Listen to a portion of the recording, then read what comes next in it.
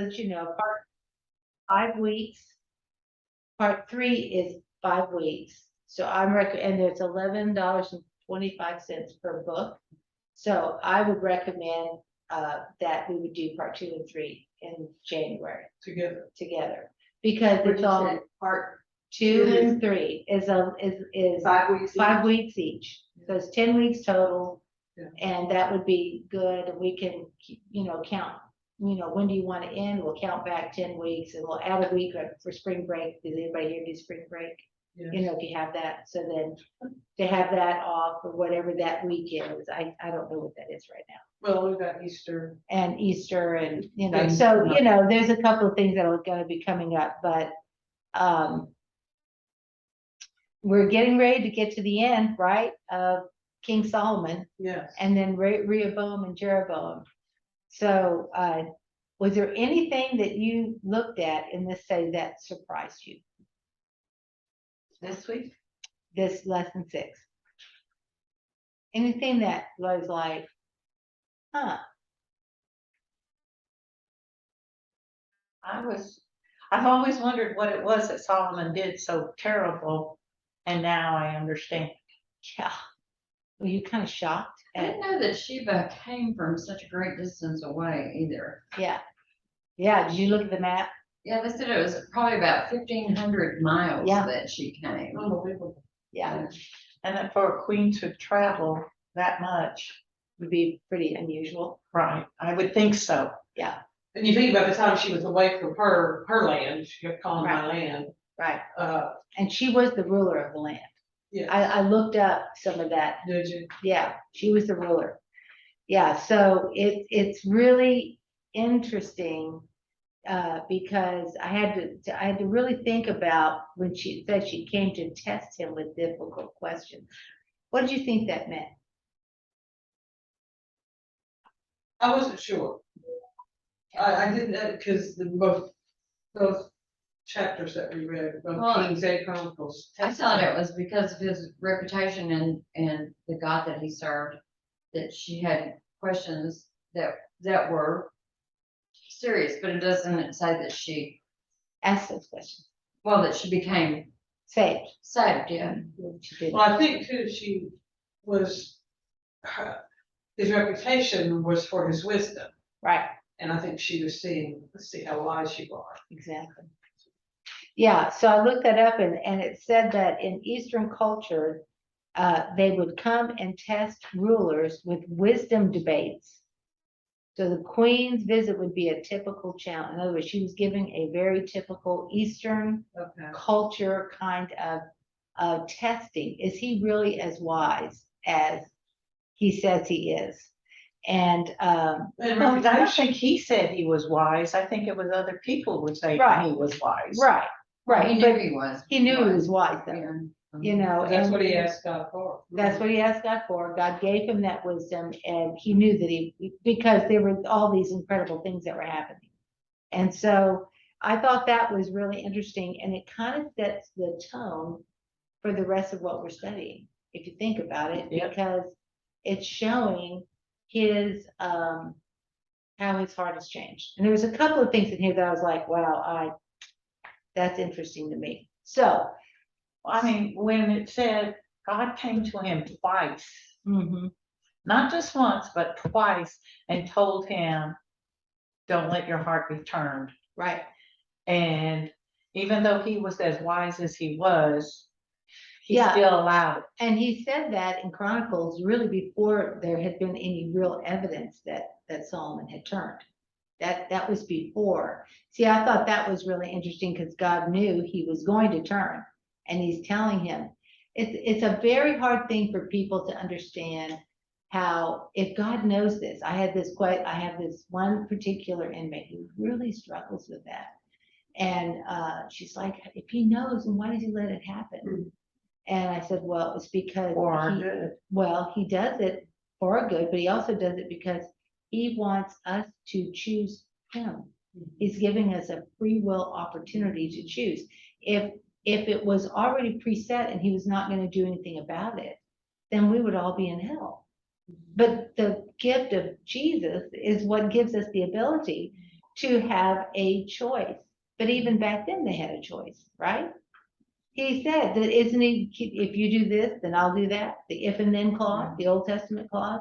So he was continuing to give Solomon opportunities to choose him. And that's why, even though he knew what he was going to do, he will never stop pursuing us to turn and do the right thing. Well, Solomon eventually, he surrounded himself, saturated his life with the kind of people, the exact kind of people that God told him not to be around. Or not to let them infiltrate his life. Right. And we're very easily influenced, and that can, if you give Satan a toehold, he will climb in and take over. Oh, yes, most definitely it will. Yeah. Okay, so let's talk about chapter 10. And I'm not sure even what I'm gonna write on the board. I don't have it charted out that way because it was just so. I guess we're gonna look at the differences between Solomon and David and the differences between Jeroboam and Rehoboam. We'll look at those two things. But so chapter 10 says, she came to Jerusalem with a very large retinue with camels carrying spices, very much gold, precious stones. When she came to Solomon, she spoke with him about all that was in her heart. And Solomon answered all her questions. Nothing was hidden from the king, which he did not explain to her. When the queen of Sheba perceived all the wisdom of Solomon, the house that he had built, the food of his table. Think about this description. I thought this really stood out. The seating of his servants, the attendance of his waiters and their attire, his cupbearers, his stairway by which he went up to the house of the Lord. There was no more spirit in her. What is that saying? What does that say when she sees all this? What is that saying about her? And about this picture that she sees? She didn't have anything more to argue with him about. She was convinced. Right. This was convincing to her, but it was also overwhelming. Yes. Like she had never encountered somebody who had this level of, I don't want to use the word perfection, but esteem or power or Probably authority. never before more than what she had. Way more than what she had, I would think. But it also says, well, let's go on down. So she said to the king, it was a true report which I heard in my own land about your words and your wisdom. Nevertheless, I did not believe the reports until I came, and my eyes had seen it. And behold, the half was not told me. You exceed in wisdom and prosperity the reports which I heard. Wow. And to me, what's significant to me here is the prosperity. Yeah. It's the amount, untold riches. And that is such a big part of both of their lives. Right. She brought him more riches. Right, she sure did. And I looked that up too. I'll tell you that in just a second. She said, how blessed are your men, how blessed are these your servants who stand before you continually and hear your wisdom. In other words, just to be in your presence and to hear what you have to say is a blessing. That's a lot. Blessed be the Lord your God, not my God, our God, the God, your God, who delighted in you to set you on the throne of Israel, because the Lord loved Israel forever. Therefore, he has made you king to do justice and righteousness. Now that is an incredible statement, but she didn't apply it to herself. It's interesting.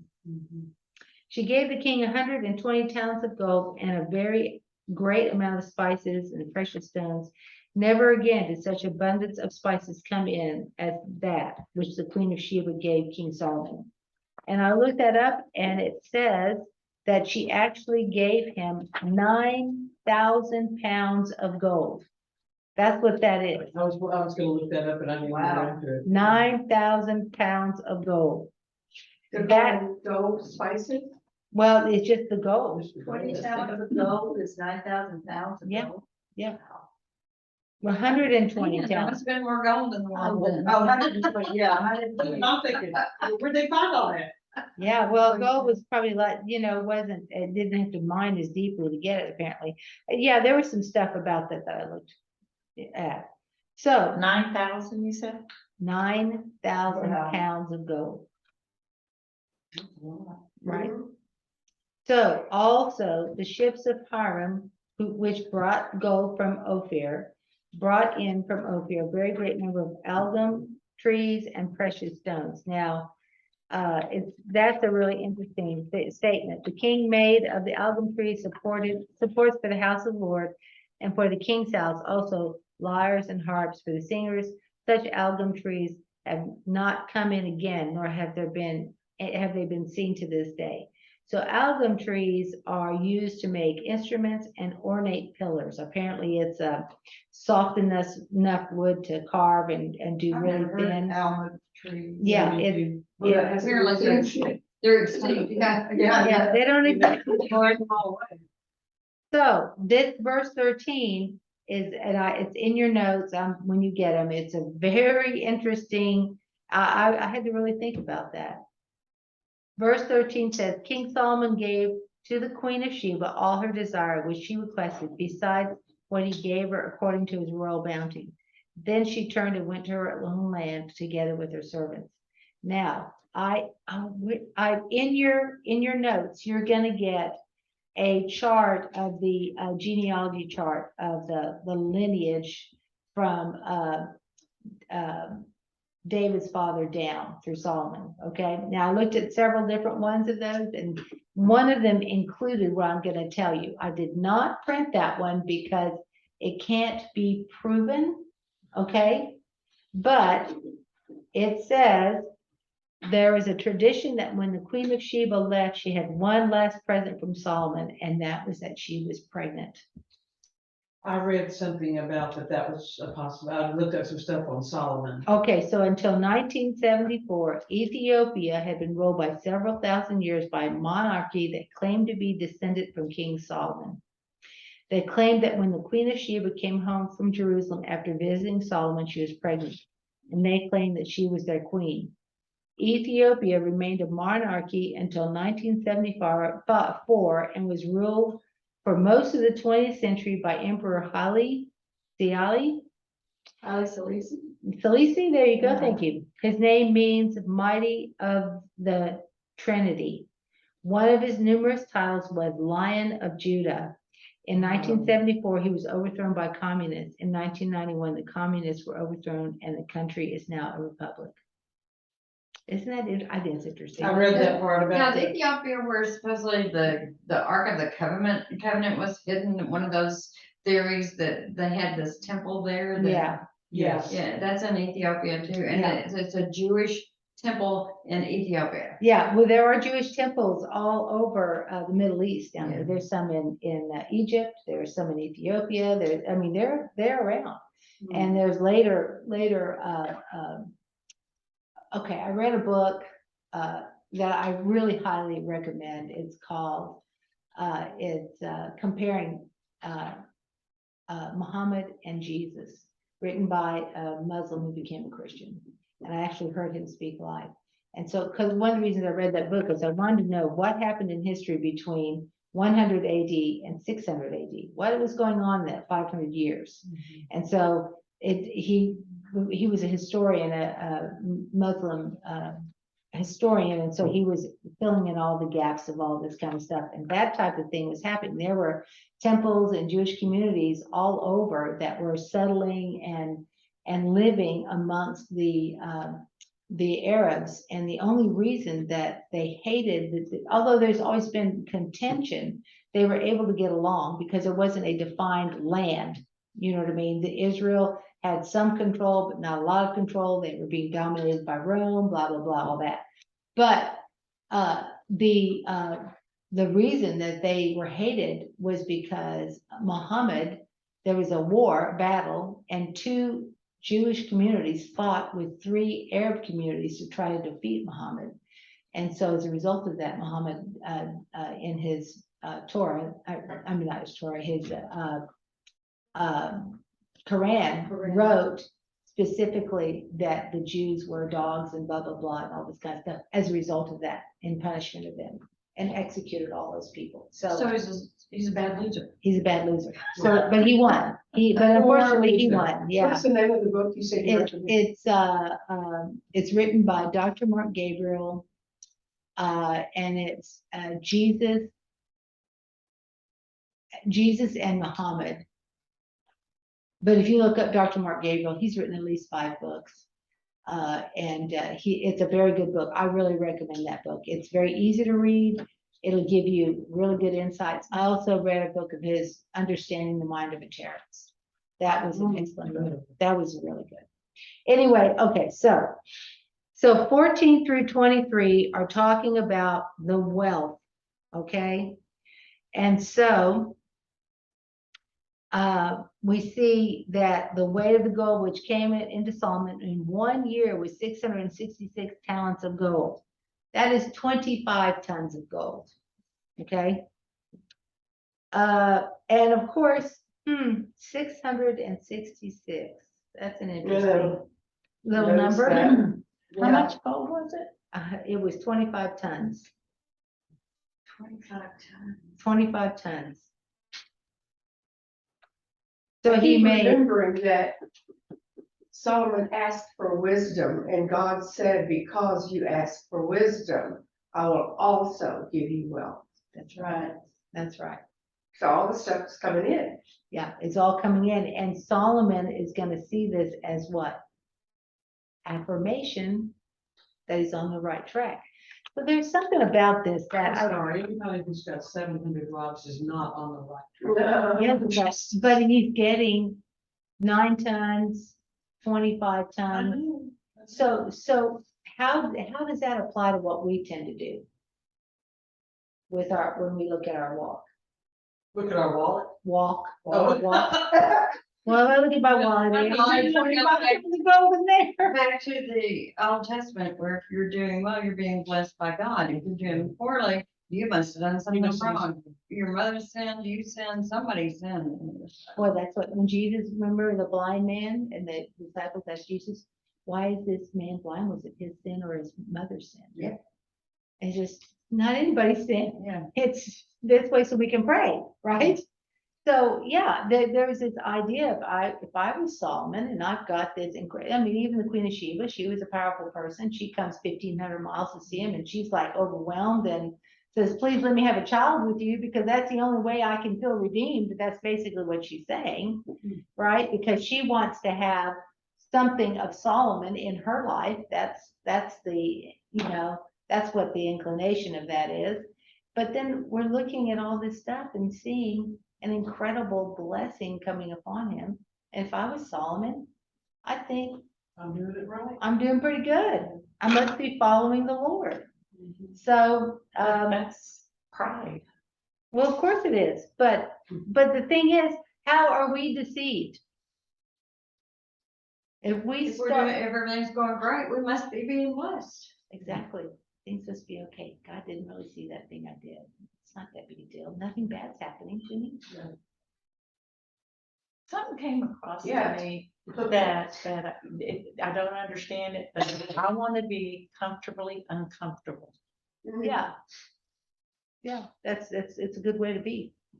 Always be thinking about it. Those things, there's a Bible study that they're doing on Wednesday night called Respectable Sins. Oh, What? And it's pride, envy, things like that, that they're okay with our society and all that. But when society showed me the title of the book, I said, oh no, I don't have any of those. Mine are all tawdry. Well, I gotta tell you, I think envy is the gateway sin to all the other sins.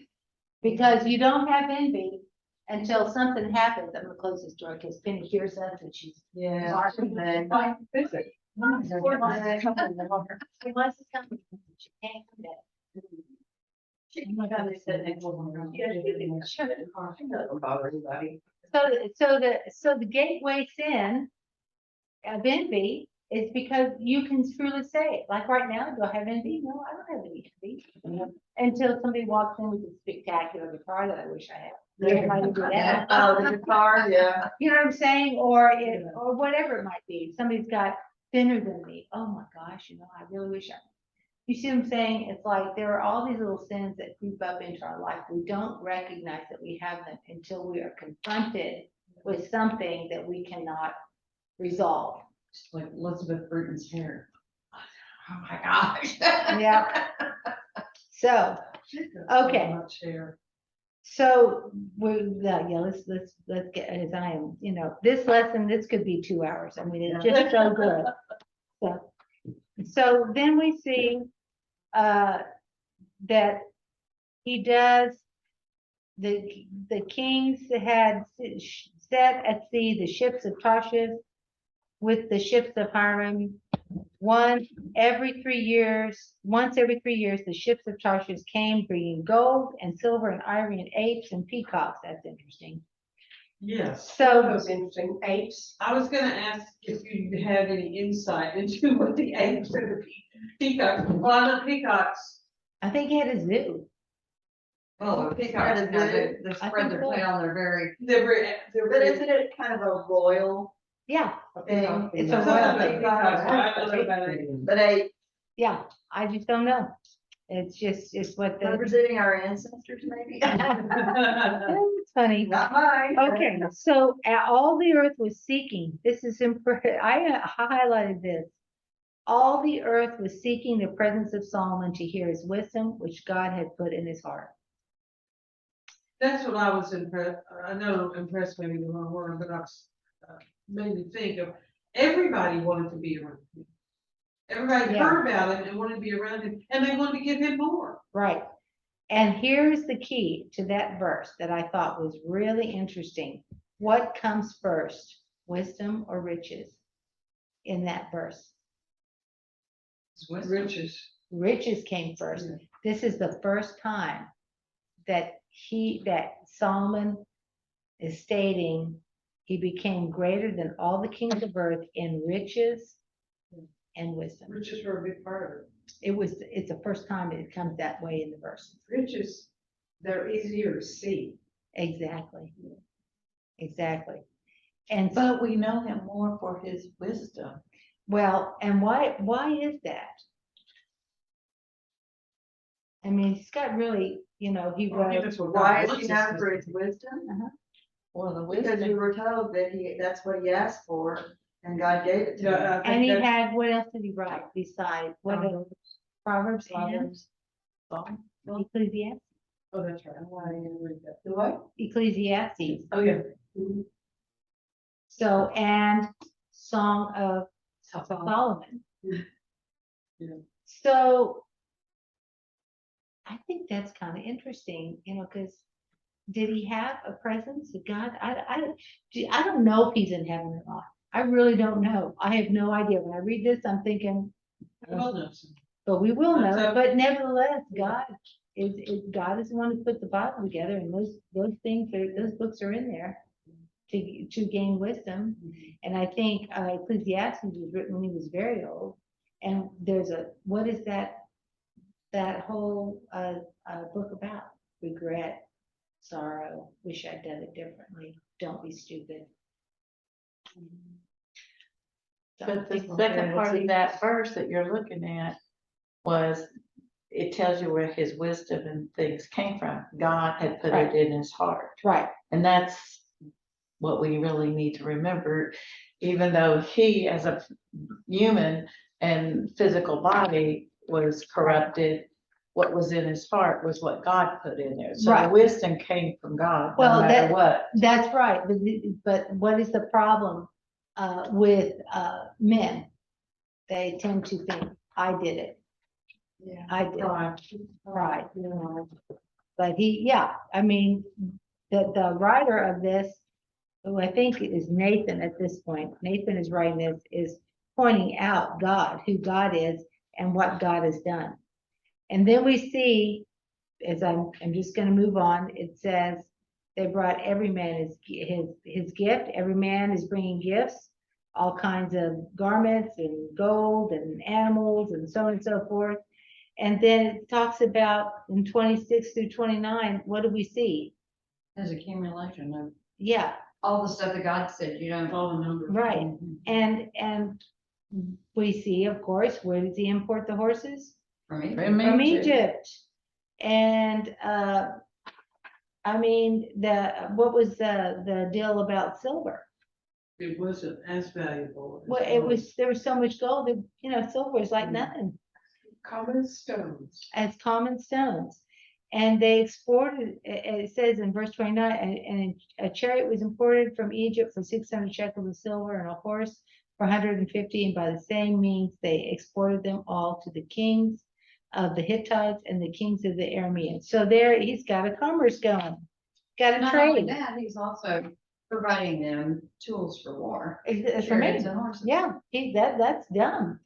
That's a really dumb thing to do. So then we get to chapter 11. And what happens here? You've done many for me. Solomon, talk about Solomon here.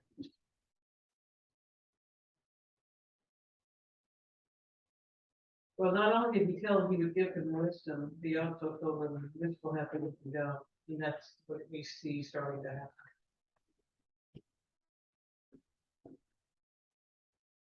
So Solomon,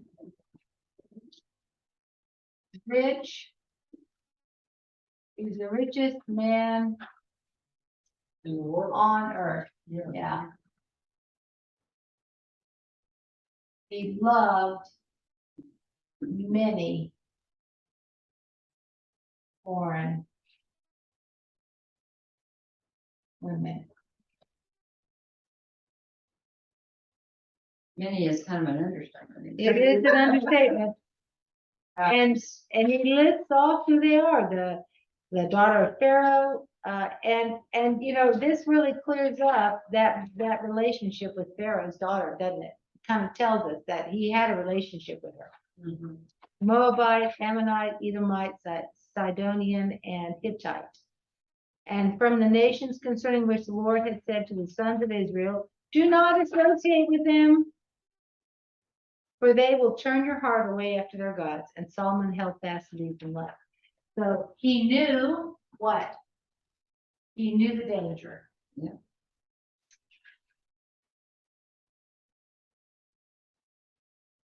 And he still held on.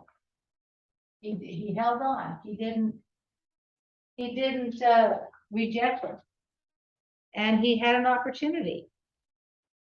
So Did he associate with all of those tribes just to keep the peace? Probably. He probably I did. thought that might be a way to help. I'm sure that, I don't think he was, I think he, because this is pretty far into his reign that this is happening. When it first started, he just had, we only know about Pharaoh's daughter. We don't really see a lot of other references to that. That probably was happening, but maybe not to this number. I think chapter 10 kind of tells us everybody was seeking him out. They're bringing him all kinds of gifts. I'm sure they're bringing their daughters, just like the Queen of Sheba. I want a piece of Solomon. You know, I mean, the weaker nations would want to have a relationship with him. And if the key to Solomon is a woman, all these other things weren't getting him, right? Then they're gonna do that. Can you imagine the competition in the harem? I can't, I was gonna look this up and I didn't get to it. He had 700 wives 300, and 300 concubines. right? What are you asking me? Why concubines versus wives? Yes. I have no idea. I'm going. I mean, It Yeah. seems like they're the same thing, really. Well, I think one had, Concubines are to have children, right? huh? Are concubines to have children? Well, I think they were all to have children. Okay, yeah. I think that was, you know, for the nation that was sending the woman, they would want a child Okay, yes. to help bind them to that man. That's the deal Okay. that they would I do. get that. You've got 1,000 women, how can you even keep up with your He children? didn't. Well, I He don't- couldn't. He did. No, I don't No think he way. did. They didn't have relations with all of them. No, he I didn't. think a lot of it was just political liaisons. Right, so there were a lot of women that You know, you just But even put if them you away only with had the, one, you know, whatever. some of them, you still have so many children. that- Some of them, yes. Yeah. 10 women, 10 kids. You know what I mean? It was very possible to Bad have, women, you know? yeah, yeah, And some of them might have been his favorites, we had more children. right, exactly, exactly. So, yeah, it's a pretty, That would be exhausting. that would be, it is very, That's why I said, can you imagine the competition in there? It's like, we didn't have time for anything else. I'm thinking that, I'm going, that came to my I mind. mean, how could he run the country or? Well, I did his Well, thing all you day never long, be and then white, they you like, never bring me one, bring me this one. Yeah, it's, I don't even know, but I do know, I Oh, looked man. up, Okay. the word love in verse 1 can be translated in Hebrew as lustful or possessive love. That's how that can be described. Where? In verse Verse 1, Solomon loved, he Mm. held fast to these in love. When he used that word in 1 and 2, it is translated in Hebrew as lustful or possessive love. and see, when I read that, I thought that meant he had many wives. And I looked at it as love, meaning that he had sexual relations with. Well, yes, No, no. lustful and possessive Yeah. would be sexual Yeah. relationship, but not intimate, personal Right. love, like we would think of. It was just lust. That's all it was. And then it says, I looked up, where am I at? I looked up, Josephus said in the Antiquities, he says, he grew mad in his love for women and laid no restraint on himself in his lust. That's what Josephus said About Solomon. about Solomon. I'm sorry. what- He grew mad in it, you'll get it in your notes. Okay. He grew mad in his love of women and laid no restraint on himself in his lust. He Yeah. didn't restrain himself at all. If he wanted them, he took them. And Solomon felt this way about Pharaoh's daughter, I mean, along with many other foreign wives. And so what happens to his heart as a result? For when Solomon Not fell, only devoted to the Lord, no. yeah, he turned his heart away after other gods, and his heart was not wholly devoted to the Lord, his God, as the heart of David had been. So David, his heart wholly devoted to the Lord. Solomon, divided heart.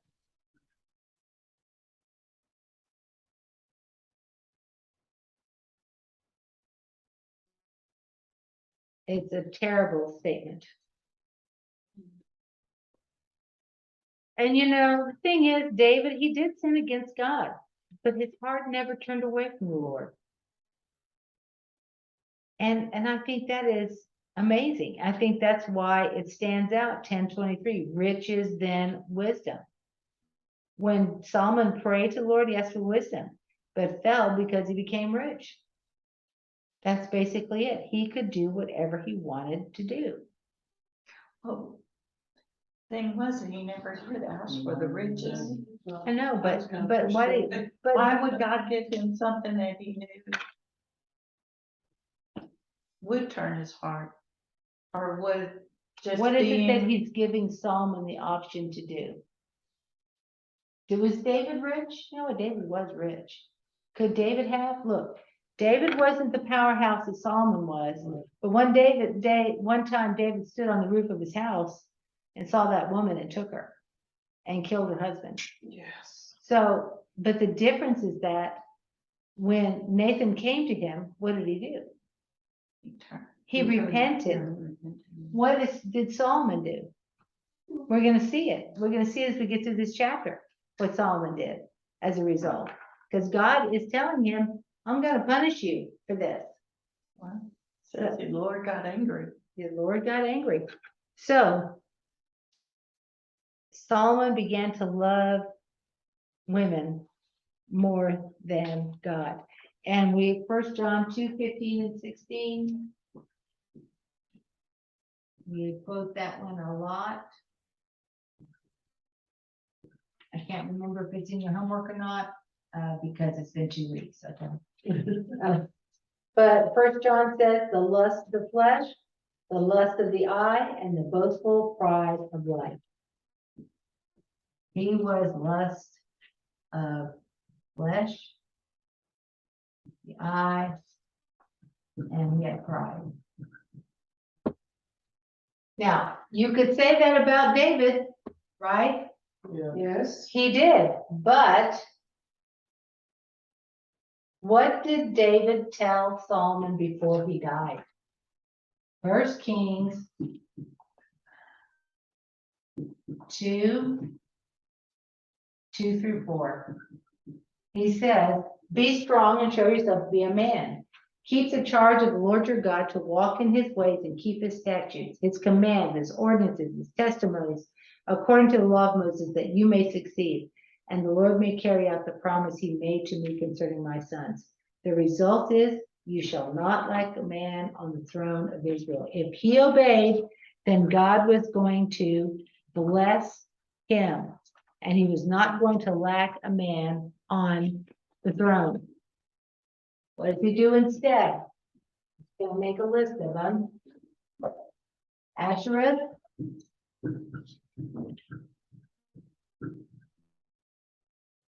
Milcom, Chemosh, and Molech.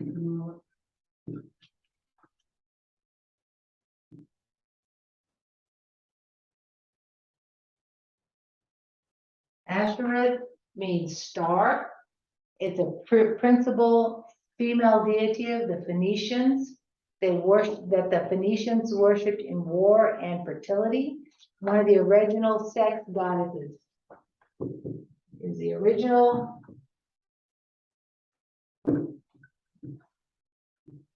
sex goddess. And I think, that's the only one that's not mentioned as being detestable. Exactly. And why was it? Malcolm or Milcom, the great king, is what that means. The god of the Ammonites, and the Phoenicians. They sacrificed infants in the valley of Hinnom.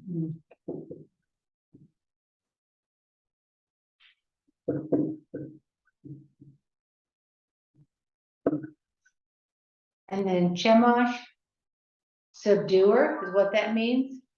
It's the national deity of the Moabites and a god of the Ammonites, and is identified with Baal Peor, Baal Zebub, Mars, and Saturn. His name means subduer. And then it doesn't say, but he did, there was also sacrifice of infants, of children. And then Molech, we all know him. He was also a sacrifice of children. This was done. Yeah, well, they're still doing it. Yeah, in a Maybe different not on way. the altar, but. In a different way, but they sure are. Now, verse 7. Then Solomon built a high place for Chemosh, the detestable god of Moab, on the mountain which is east of Jerusalem, and for Molech, the detestable god of the sons of Ammon. Thus he did for all his foreign wives who burned incense and sacrificed to their gods. Guess where that high place is? Now go look it up. It's on the Mount of Olives. oh dear.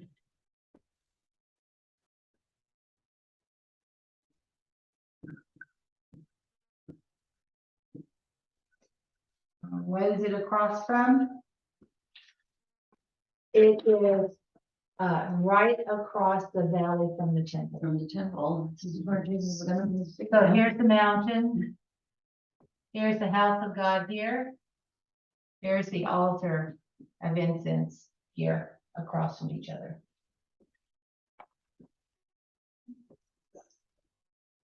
that is unbelievable to me.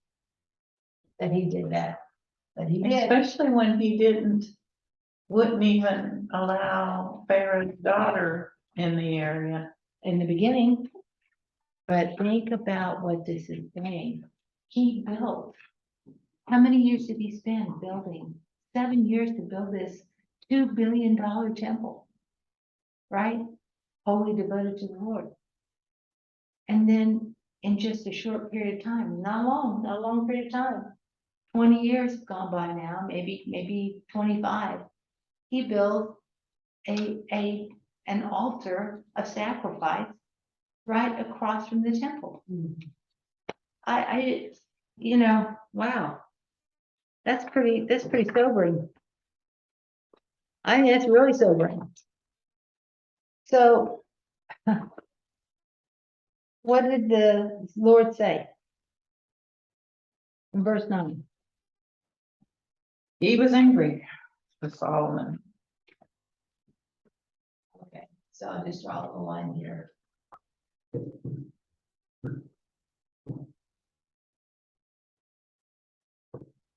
Angry.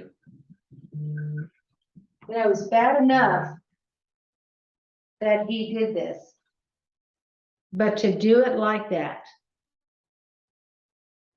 And he's angry with Solomon because his heart had turned away from the Lord. No longer divided, now he has turned away. He has made a conscious decision. You don't go build an altar like that without thinking about what you're doing.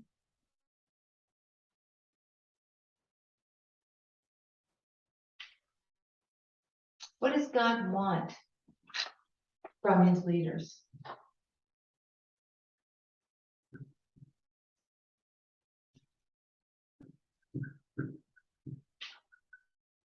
Did God withhold anything from Solomon? No.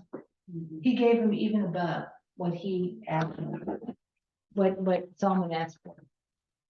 What is the message here? What is a leader supposed to do? Be the example, Well, first, obey, obey. right?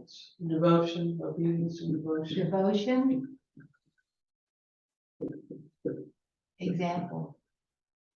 Now, I thought about Lot. Lot's a good person to talk about here. Lot was called in the book of Hebrews righteous. Now, I'm looking at Lot thinking, if that dude is righteous, then my plan out there is righteous. That's how I would see it, right? But Lot stood as an example of righteousness to people who were completely reprobate. So even though he was living among them, he was not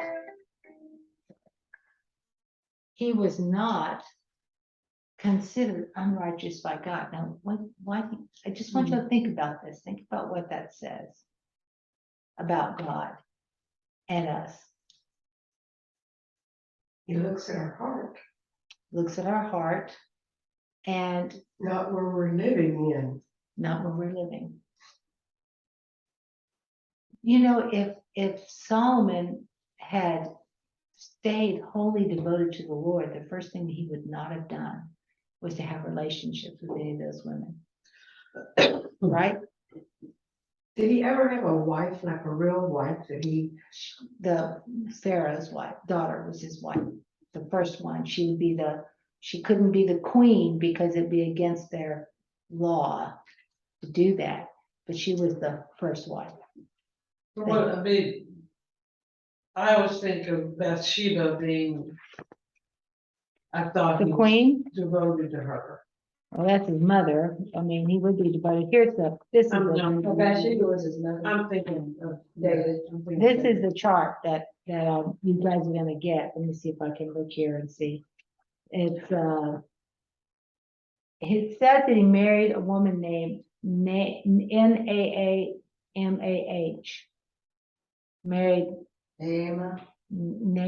Was that before Solomon, I mean, Pharaoh's daughter? It doesn't show, his other wife. Probably because, how would you? Yeah. Show that? He showed that one because out of her came Rehoboam, who became the next king. Mhm. But From Naamah? yeah, from Yeah. Naamah, from her. So that's what this will show you. You're gonna get this. And there's other charts. I mean, I can send others, but this is a pretty good one. And David, this is David above him right here. So David, all of this is David. Yeah. So, it's not, it's hard to understand some of that, but the reality is that God said David was wholly devoted to him. So could Solomon have been wholly devoted to the Lord, even though he had foreign wives? Of course, none of the wives that David had were foreign. I will say that. Okay. I don't know. It's really not, we can't really speculate too much about it. But the key is that he had lust and power and control over these many women, knew the danger, still held on to them, turned away from the Lord, built a holy place on the Mount of Olives, basically right across from the temple, in direct disobedience to the Lord. I mean, directly. The multiple wives, even, I mean, because I know we just, in the Old Testament, we looked at that, and we look at that and think, how could they do that? Was that more of a, I mean, I guess my question is why? Were they considered property and made the king look more Yes, powerful? many wives made the king look powerful. That was definitely true. That was most definitely true. In the beginning of time, we're talking in Genesis, there was a lot of that going on, but that was populating the earth. Yeah. So I just, I don't know how to totally But, okay, reconcile was it that in my cultural? mind. Was it cultural? Yeah. Was it biblical? Was that God's plan? I just don't know how to Yeah. answer that. I think that's above my pay grade. One day I'll maybe. You know, get it. one of the things that, when I was reading about all these foreign wives and how they turned his heart and everything, I went back to Eve. Mhm. Adam chose her over God. Yes, okay. So would you There say could not Eve be- turned Adam's heart away from God? No. Okay. I'm sorry, I didn't mean to. No, You're muddy in the water. Okay, I'm no, sorry. it's not muddy in the waters. Here's the thing about that, because this is a very important thing to understand about Genesis, and about chapter 3.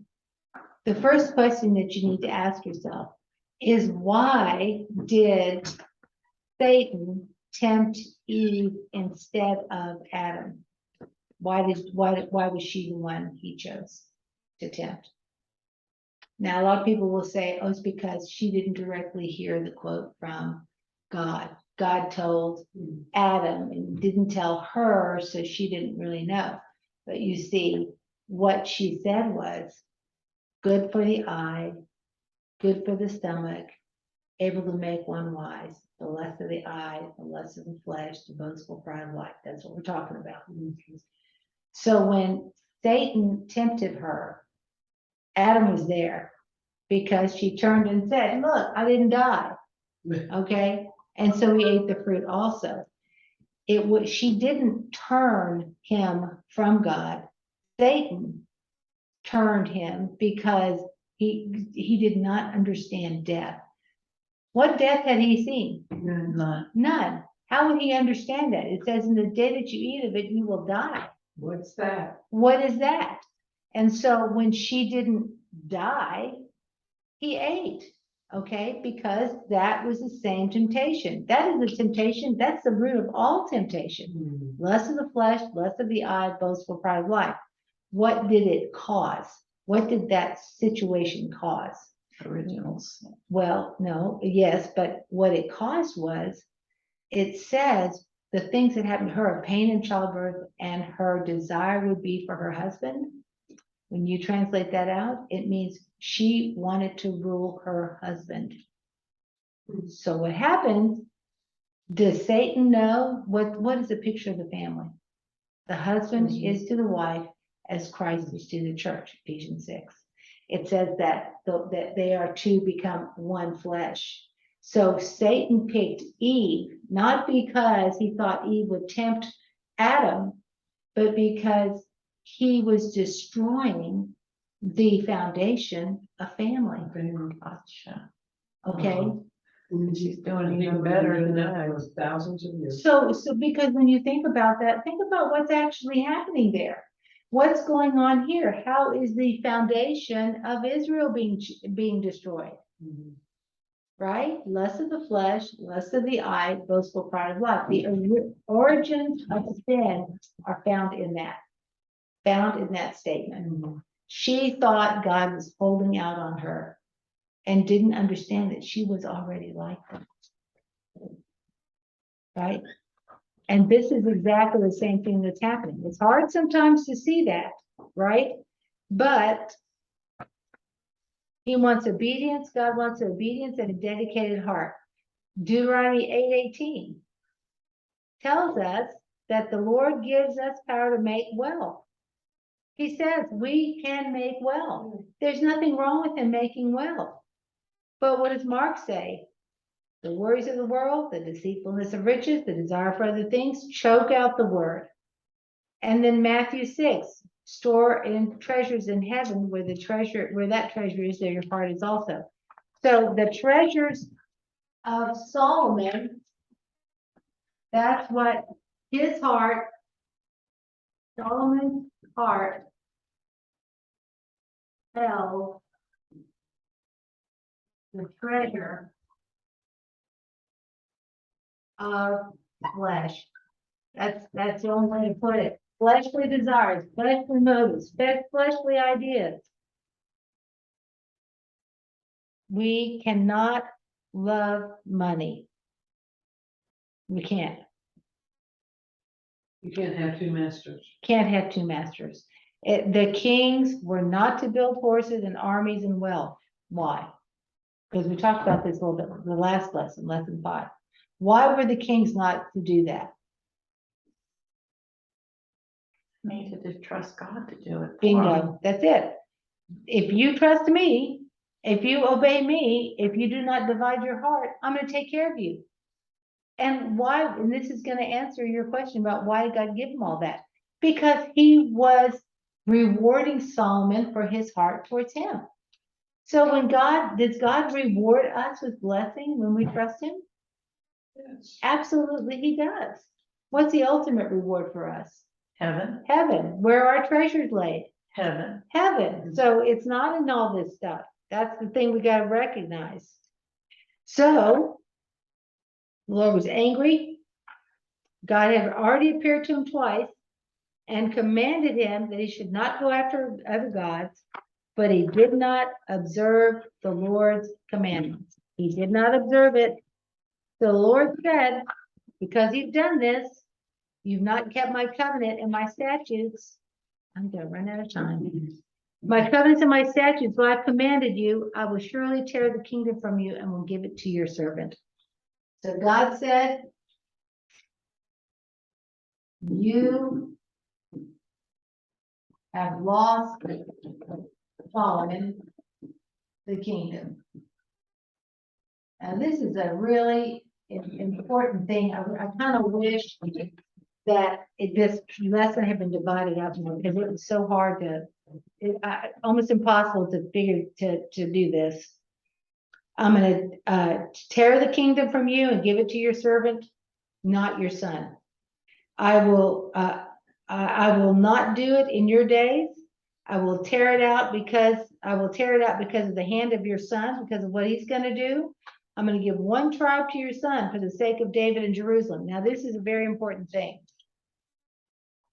Jerusalem was picked by the Lord for the house of the Lord. Jerusalem is God's city on the earth. God is going to always protect Jerusalem. He's always going to do it. Okay? Still standing today. But he is not going to, he didn't protect that temple, and we know from the Revelation study why that was, because we have Jesus. We don't need the temple anymore. Jesus is our temple in our hearts. That's a whole nother thing. But he is going to protect that city and that temple. So how did God let Solomon know that he was executing this judgment? Verses 14 through 25. There's different adversaries. Yep, adversaries. Okay, so let me just read this adversaries. He sent adversaries. This is a very, gosh, man, this is a very important thing. How does God get in touch with our thinking? How does he help us? What is it that these adversaries are supposed to cause Solomon to do? What should he have done as a result of the adversaries? Turn to God. Turn to God, because his whole reign, what was the hallmark of his reign? Peace. Peace on all sides. And now all of a sudden we have three different adversaries that have come up. So the first one apparently wasn't enough for him, right? So 1425, Hadad of Edom and Rezon of Elida. Okay. So I looked at Josephus, he's so good.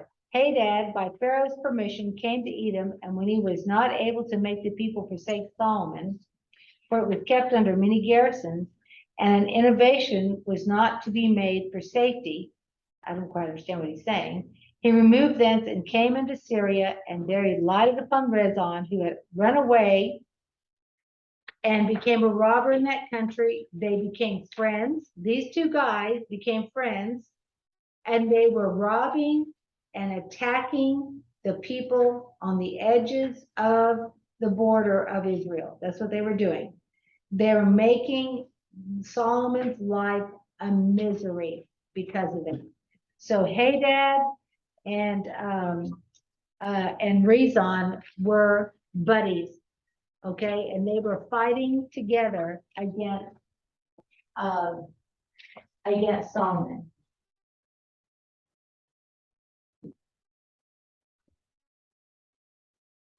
Okay, so that's what those two guys are doing.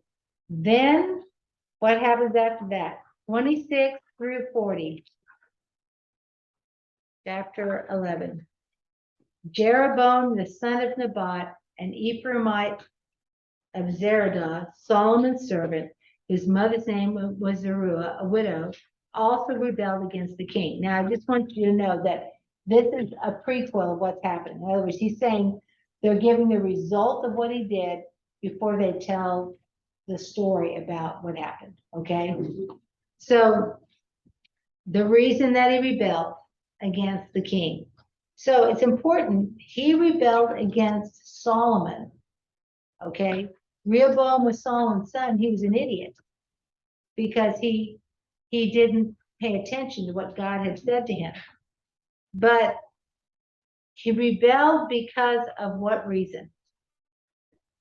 What kind of man was Jeroboam? He was a warrior. Yeah. But I think he got his feelings hurt because Solomon put him over the forced labor instead of giving him a higher position. But that may not be right. That's just what I got No, out of no, it's because who is forced labor? Who would those people be? Slaves. Slaves from all these other lands, Foreign. foreign people, right? Yeah. So I think he was probably aggravated about that. That would be true. And when Jeroboam went out of Jerusalem, the prophet Ahijah, the Shilonite, found him on the road. Now, this is so interesting. So God sends a prophet.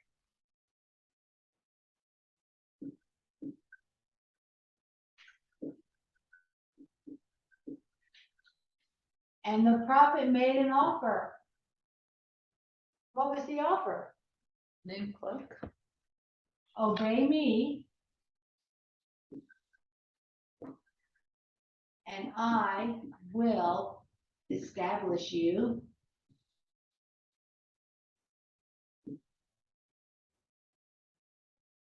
right? I'm gonna make you king over the 10 northern tribes. I'm gonna make you king. Now think about what Deborah just said. He was over the forced labor. He probably was. I'm just gonna do an unhappy face about that. Okay? God sends him a prophet and says, if you will obey me, I'm gonna give you a kingdom.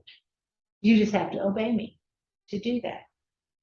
It's the same thing that he offered Solomon, right? Now, this is the last time in scripture that God ever makes an offer like this to any king of Israel or Judah. It's the last time. Doesn't happen again. So, if you obey my statutes, walk in my ways, I'll make you an enduring house as I did for David. I will give Israel to you, and I'm gonna bless you. I will afflict the descendants of David, but not forever. By the way, God said, I will punish the descendants of David, but not forever. I'm gonna do it, but it's not gonna be forever. So then I'm just kind of running through this so I can get to the end here. So what was Solomon's reaction to this? How did Solomon deal with Jeroboam?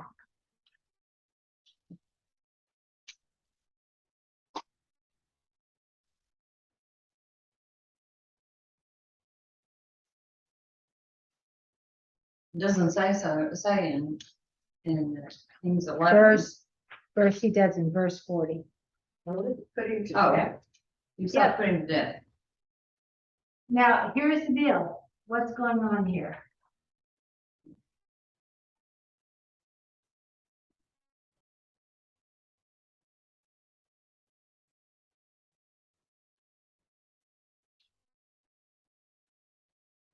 What was the message to Solomon? Put your house in order. God saying, you have disobeyed me. Yeah. You are going to suffer the consequence, and I'm going to divide this kingdom. I'm going to protect my city, my temple that I had you built. But you're going to be separated from the 10 tribes. What should Solomon have done at that moment? Repent. But what did he do instead? Tried to kill one of the adversaries. Now, what does that tell you about how far he went away? What is the It's real like you got rebellion? all this knowledge and this is the best you can do, dude. What is the true rebellion of Solomon? Who was gonna try to fight God. Defying the Yeah. Lord. He is not satisfied with his own consequences. Do we do that? I hear this all the time. Why is this happening to me? And I always say, line them up. Well, there's one thing to, if you're given a disease or, like my friend has MG, myasthenia gravis, it's terribly debilitating. That's saying, well, what makes me better than anybody else that I might get that? But this is not that situation. No. This situation is a conscious decision that Solomon is making. When he saw this and the prophet comes to him and says, dude, you've lost the 10 northern tribes. God's gonna take care of your son, because there's something else going on here also. Rehoboam, of course, we only have time to to really go into that too much, but Rehoboam did not even understand what could have happened here, right? He didn't handle it right. He went ahead and continued to insult because he ignored the wise men that Solomon still had around him. I'm sure the wise men were pulling their hair out over Solomon, much less over his son, he doesn't have the blessing of the wisdom, knowledge, and understanding, right? That Solomon had. And so the rest of the acts of Solomon, verses 41 through 43, whatever he did and his wisdom, they're written in the acts of Solomon. And the time that he reigned over Israel was 40 years. And he slept with his father, was buried in the city of his father David, and his son Rehoboam reigned in his place. Now, I got it. Okay. All right. Rehoboam goes to Shechem and is made king. Okay. He was what kind of a king was he?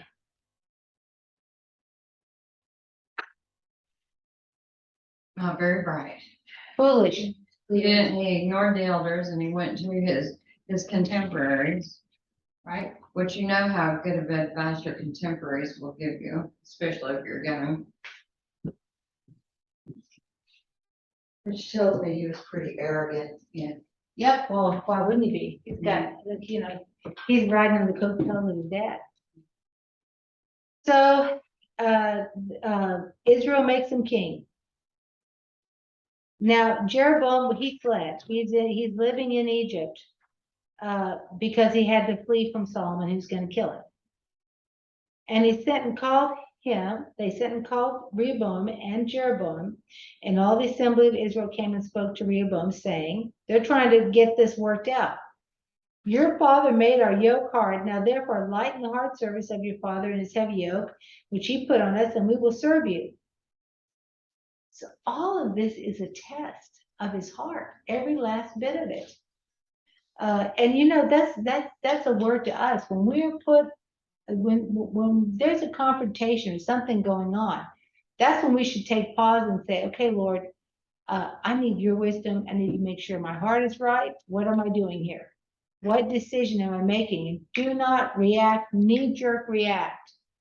And we're talking 1 John 2:15 and 16. Don't let your eye, your flesh, or your pride get in the way of what God's trying to do. So Rehoboam consults. They say, hey, listen, serve them, love him, these people, and they will be your servants forever. And he says, nope, not gonna do it. I'm gonna make it harder. You're not gonna stand against me. I am the king, right? Yeah. So the result of this is what? They run to their tents. And what happens? The result of Rehoboam as king is he incites a revolt of 10 northern tribes. And they go to war. So Jeroboam and all the people, verse 12, come to Rehoboam on the third day. Return to me on the third day. That's what he said. The king answered the people harshly. He forsook the advice of the elders, what they had given him, and he spoke to them according to the advice of the young men. I'm going to add more. I'm going to discipline you with scorpions.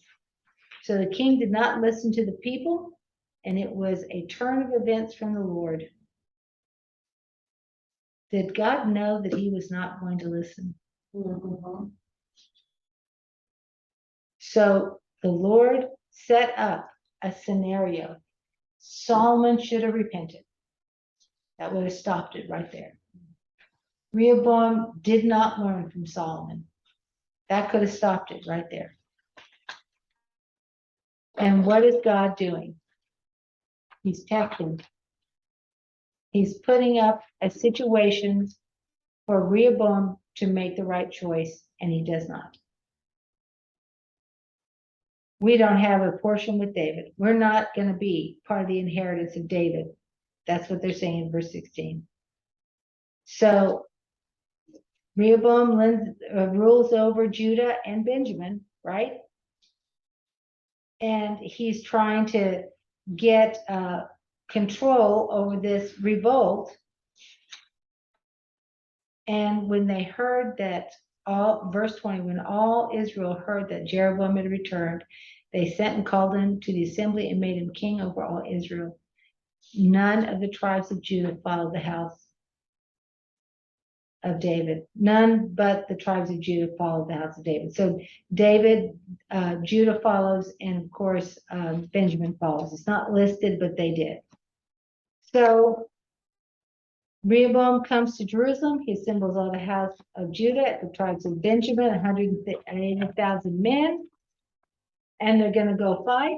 But the word of the Lord came to Shemaiah, the man of God, saying, speak to Rehoboam and tell him, you do not go up and fight against your brothers. Return to your house. And they listened. Thank God they did. But what did Jeroboam do?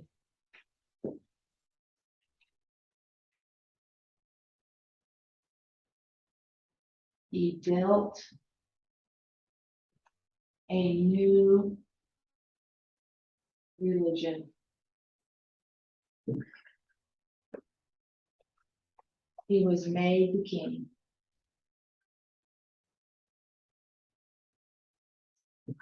Every single king, and you're going to see this when we state all these kings and prophets, every single king of Israel was wicked. Every one of them. So he says in verse 27, if the people go up to offer sacrifices in the house of the Lord at Jerusalem, then the heart of this people will return to the Lord, even to Rehoboam, the king of Judah, and they will kill me and return to Rehoboam, the king of Judah. So let's think about this. He builds what? 2 golden calves, right? Sets them up for the people to worship. What was the Lord's intention in this division? Was it to get rid of 10 tribes? What do you think God was doing here?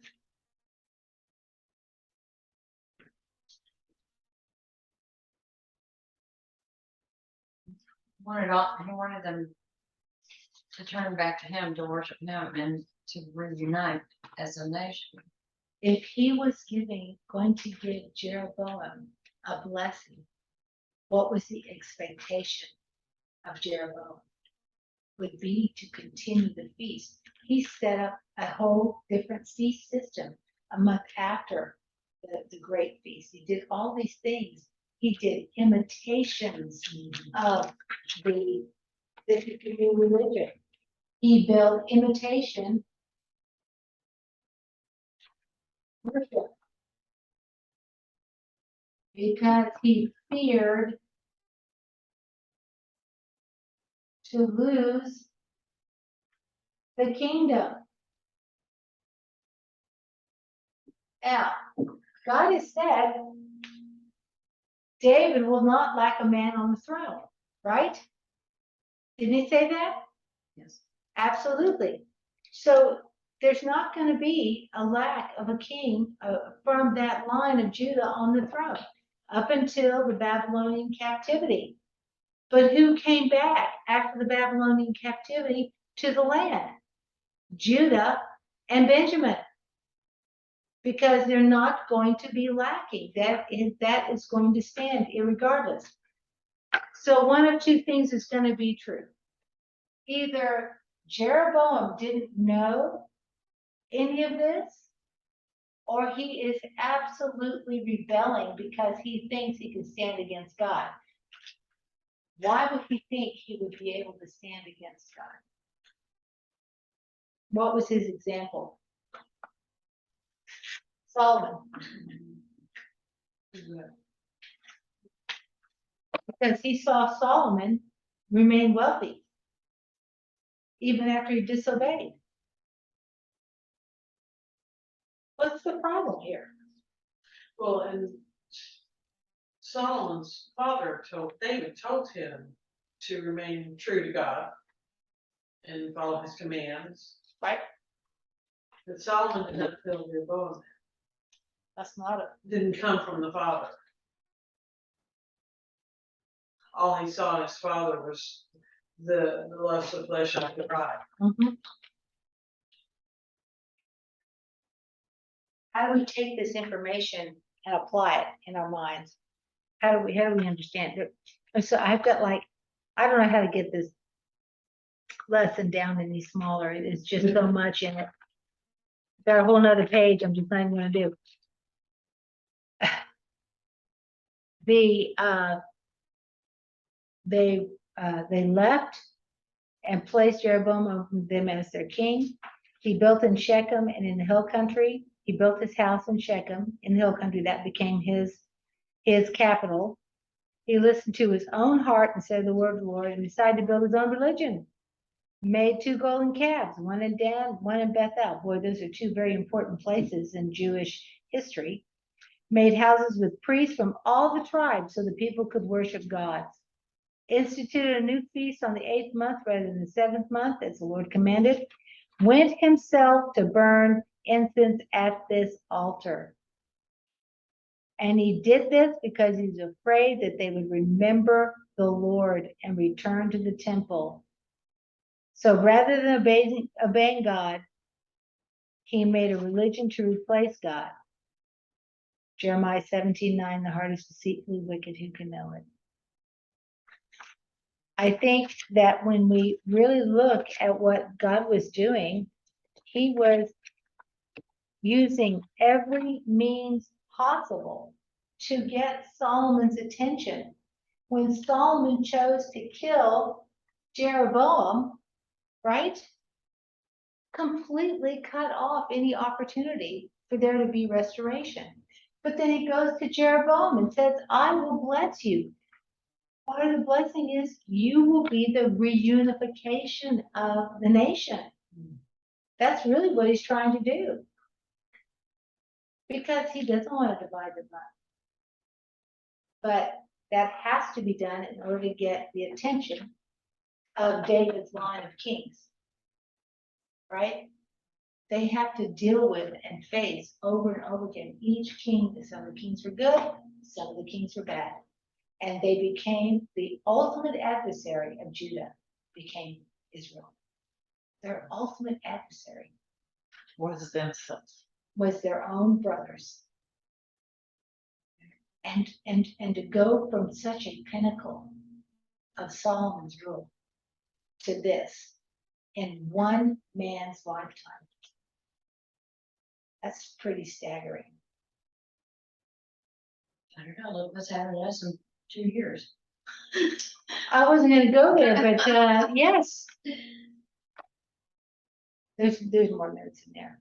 I mean, isn't this, I cannot get over how appropriate this study has been to where we are today. It's kind of shocking. I mean, you just think, can it, I mean, as we go down the list of kings, it gets worse. You think it's gonna get better? It doesn't. It does not get better. It's just absolutely tragic to see that this is what's happening. And all that was required. Why is it so hard to bow the knee to God? Pride. Envy. Lust of the flesh, lust of the eye. Because what we see is more appealing to us.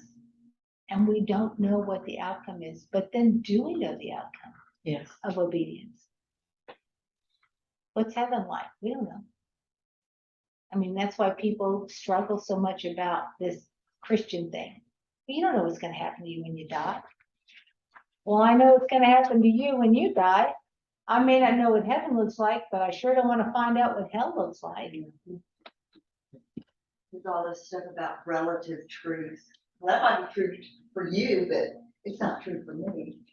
You know, I don't get that. Isaiah I just finished teaching. I just want to read the last verse of the last chapter of Isaiah because, well, chapter 66 of Isaiah, since I'm, totally blowing my time frame here. Um, it says, one of the things that he does say, 66:4 says, I will choose their punishments and I will bring on them what they dread. Because I called and no one answered. I spoke, but they did not listen, and they did evil in my sight and chose that in which I did not delight. Remember this?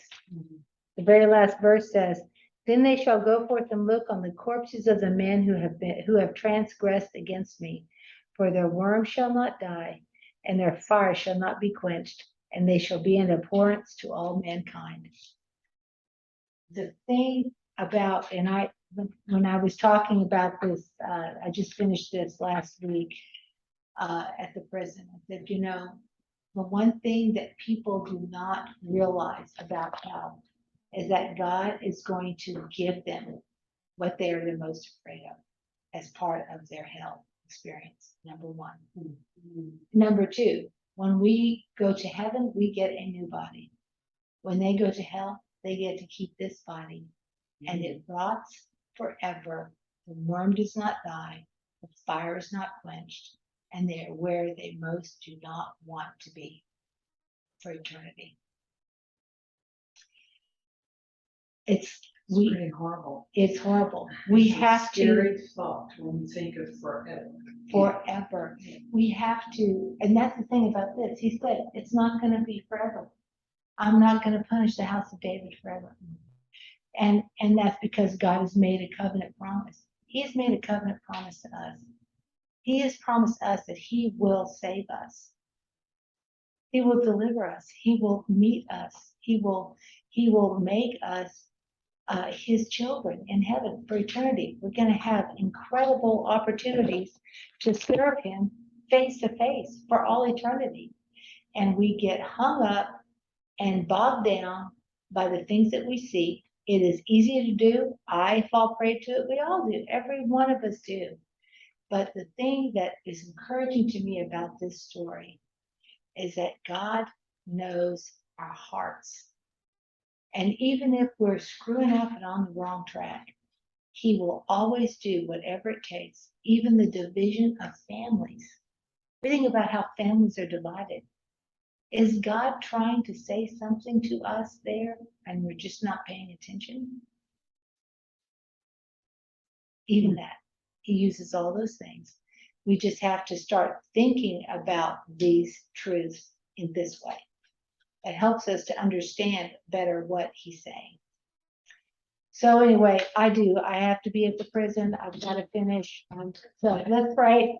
Let's pray. Father, I just thank you so much. I'm so thankful to you, Lord, that you determined to write down this history for us.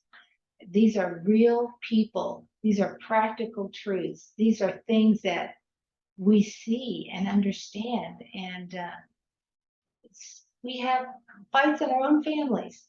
And we can see how this would lead people away from you. But Father, I just ask for each one of us in our own families, as we stand as your representatives, as we stand as the ones who you have called to be the salvation in our families often, that you would be the one to use this circumstance to bring salvation to our lost children, bring unification to our divided children, and Father, to bring peace that surpasses understanding when we recognize that these things that might be happening in our family are your plan also, because you know what we need in order to change our hearts. You know what we need in order to serve you more fully. Help us to recognize the divisions in our hearts so that we can be wholly and completely devoted to you. I just thank you for that in Jesus' name. Amen.